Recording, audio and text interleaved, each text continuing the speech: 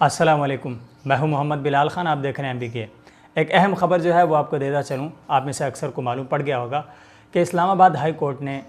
मियां मोहम्मद नवाज़ शरीफ, मरीम नवाज़ और कैप्टन सफ़दर को corruption case में जो सज़ा दी गई थी, जिसे वो काटने के लिए अडियाला जेल में गुज़श्ता तकरीबन 2.5 महीनों से मौजूद, उसे मुअत्तल कर दिया है। इस्लामाबाद हाई कोर्ट के अंदर नैब के फ़ैसले के ख़िलाफ़ जो दरख्वास्त दायर की गई थी ख्वाजा हारिस की तरफ से, जो कि नवाज़ शरीफ साहब के वकील हैं, उस केस का फ़ैसला आज 2 रुकनी बेंच ने सुनाया है, जिसकी सरबराही कर रहे थे जस्टिस अतहर मिनल्ला। उन्होंने ये फ़ैसला सुनाते हुए कहा कि मरीम नवाज़ और नवाज़ शरीफ, इसी तरह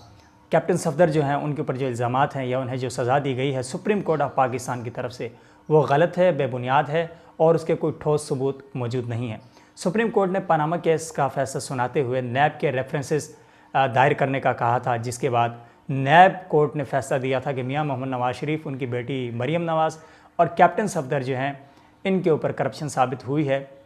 और उसकी सज़ा भुगतने के लिए उन्हें 7 साल, 10 साल और 1 साल के सिलसिलेवार इस तरह सज़ा सुनाई गई थी। अभी 11 दिसंबर को ही कलसूम नवाज़ साहिबा का इंतकाल हुआ, जिसके बाद नवाज़ शरीफ को 5 दिन के पेरोल पे रिहा किया गया और इसके बाद अचानक कुछ रातों रात तब्दीलियाँ आई और 11 सितंबर के बाद अभी तक के जो हालात हैं, इसमें रातों रात कुछ चेंजिंग आई है। नवाज़ शरीफ का बाहर आना और फिर इसी दौरान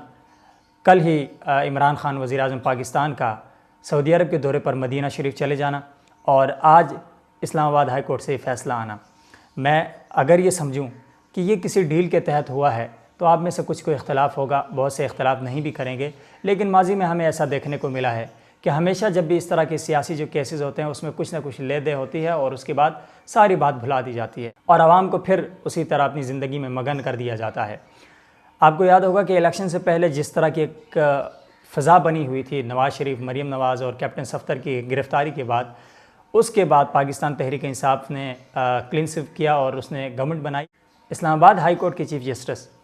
शौकत अजीज़ सिद्दीकी ने एक बयान दिया था, जिसके अंदर बहुत बड़े इल्ज़ाम लगाए गए थे पाकिस्तान की एजेंसीज़ के ऊपर कि वो नहीं चाहती कि मरीम नवाज़, नवाज़ शरीफ और पाकिस्तान मुस्लिम लीग जो है वो इलेक्शन के दौरान दोबारा जीते, इसलिए उन्हें इलेक्शन से पहले जेल भेज दिया गया है। शौकत अजीज़ सिद्दीकी ने जब इंकशाफात किए तो बहुत से लोगों के लिए हैरान कुन थे। ख़ुद मेरे लिए भी एक शॉकिंग थी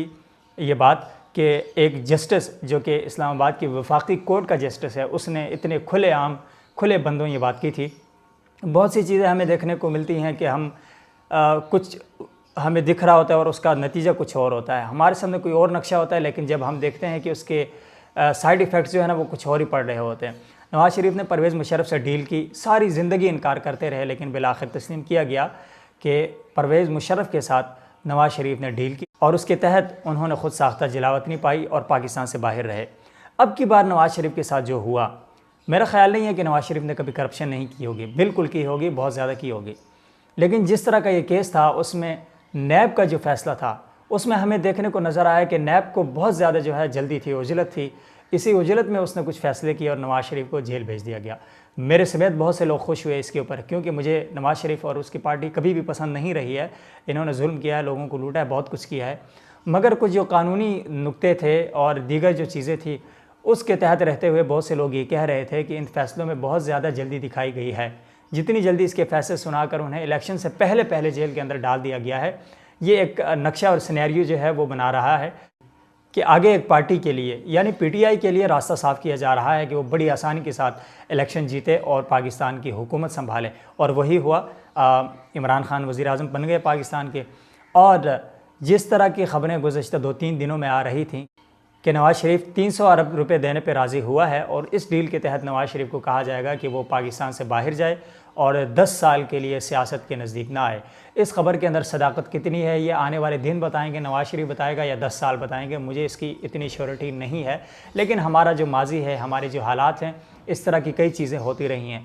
देखें, एक अजीब सा सिनेरियो होता है कि कलसूम नवाज़ जो हैं उनकी वफ़ात के पहले एक अफवाह फैलती है, उसकी तरदीद होती है, होते होते फिर 2 महीने उनका कुछ भी नहीं पता चलता, इलेक्शन के बाद भी नहीं पता चलता कि कलसूम नवाज़ किस हालत में है, उनकी तबीयत कैसी है, कोई ख़बर नहीं आती। 11 दिसंबर को ख़बर आती है कि कलसूम नवाज़ जो है उनका इंतकाल हो चुका है और उसके बाद नवाज़ शरीफ को 12 घंटों के लिए पेरोल पे रिहा किया जाता है, जिसे तब्दील किया जाता है 5 दिन के पेरोल की रिहाई पर, जो कि पाकिस्तान के अंदर एक पहली मिसाल है। वरना जेलों के अंदर गरीबों के हज़ारों लाखों बच्चे ऐसे मौजूद हैं जो वहाँ पे गल रहे हैं, सड़ रहे हैं, उनके वालिदैन फ़ौत हो गए, बच्चे, बीवी सब कुछ फ़ौत होते जाते हैं, लेकिन उन्हें इस तरह पेरोल पे रिहा नहीं किया जाता है। अगर किसी को किया भी जाता है तो वो कोई बाअसर होता है जिसे चंद घंटों के लिए भेजा जाता है। मगर यहाँ पे चूँकि नवाज़ शरीफ साबिक़ वज़ीर-ए-आज़म रहे हैं तो उन्हें एक कानून की ये जो फैसिलिटी है ये भी दी गई। उसके बाद रातों रात ये क्या जादू हुआ हमें नहीं ख़बर, ये वही जानेंगे जो इस निज़ाम हुकूमत के जादूगर हैं। बहरहाल अगर मुझसे मेरी पर्सनल जो ओपिनियन है वो पूछा जाए, मेरी ज़ाती राय पूछी जाए जिससे आप इत्तफ़ाक़ नहीं करेंगे या करेंगे, ये आप पर मुनहसर है, लेकिन मेरी राय के मुताबिक ये 100% एक डील है। ये मुमकिन ही नहीं है कि बग़ैर डील के इतनी जल्दी जो है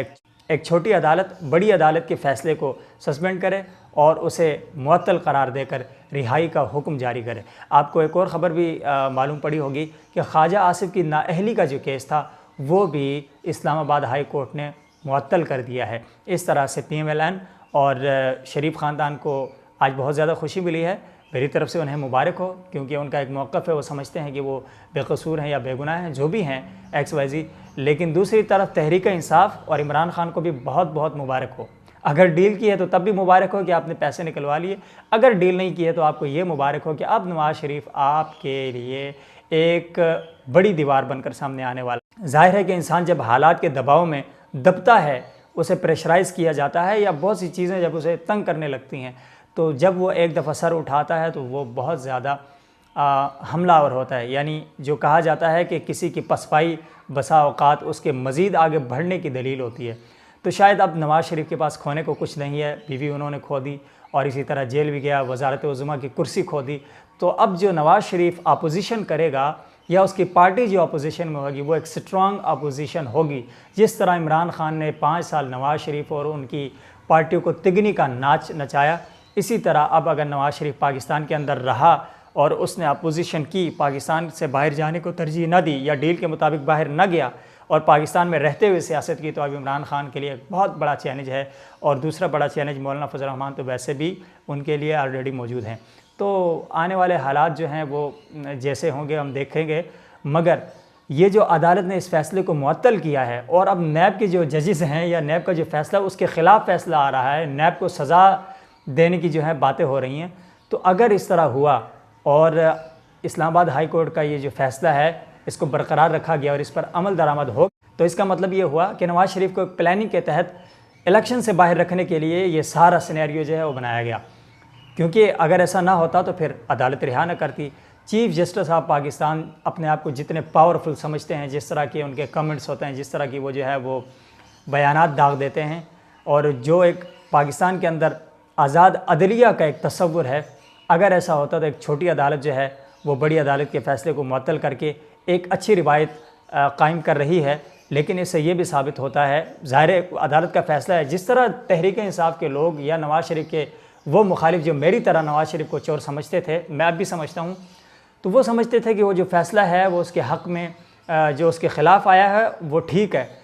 तो हम ये कह रहे थे कि वहाँ पे कानून ने फ़ैसला किया है, अदालत ने किया है, तो आज भी नवाज़ शरीफ के हक़ में जो फ़ैसला है वो अदालत ने किया। तो इस फ़ैसले को कौन तस्लीम करता है या कौन नहीं करता, हाँ ये तो उसका मैटर है। या ये देखना है कि क्या इमरान खान साहब भी नवाज़ शरीफ की तरह इस अदालत से नाअहल होने के बाद, यानी इस फ़ैसले में हार जाने के बाद अवामी अदालत की तरफ रुख करेंगे, या फिर इस बात को इसी तरह ज़ेर ज़मीन दफना दिया जाएगा और 10 साल बाद कोई आगे इंकिशाफ करेगा कि कोई डील हुई थी या कुछ रिकवरी हुई थी। बाहर के अब जो भी है, पाकिस्तान के अंदर जो सियासत है ये 70 सालों से इसी तरह